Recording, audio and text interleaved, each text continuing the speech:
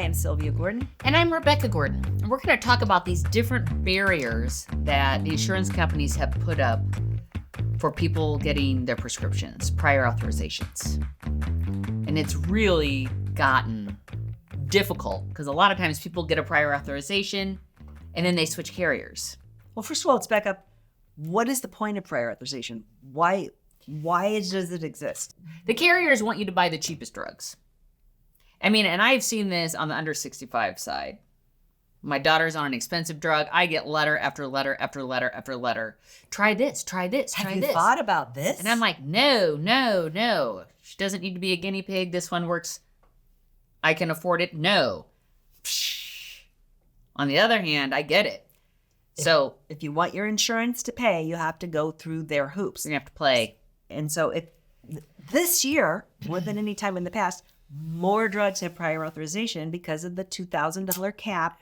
It drove up the price of drugs and drove down profits. And so there's what little levers can they move to save money? That's one of them, making things prior authorization and hoping that you'll say, I'll just go with the cheap generic. So, but what we're seeing, because there's going to be so many plan exits this year, there's going to be a lot of movements. A lot of movement. And a lot of people aren't familiar with prior authorization. Maybe their last insurance company didn't make them go through this hoop. So they might be really frustrated.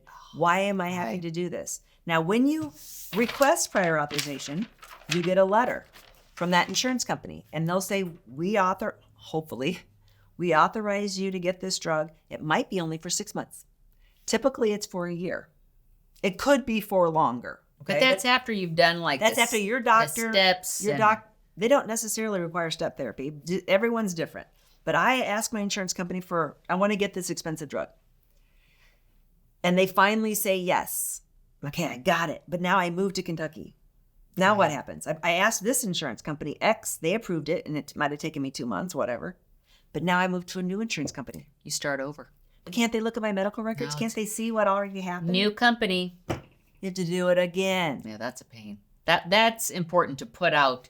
Definitely, if you are touching your clients constantly with some type of literature, newsletter, because I bet a lot of people are going to get caught up on that this year. Because they haven't had to deal with it last year, and it's much more common. That'd be infuriating. Yeah. So, good news. Best thing you can do is get ahead of that so you can hopefully keep your clients informed with email and voicemail and newsletters, so you don't have a million people calling your office about what is going on with this, right?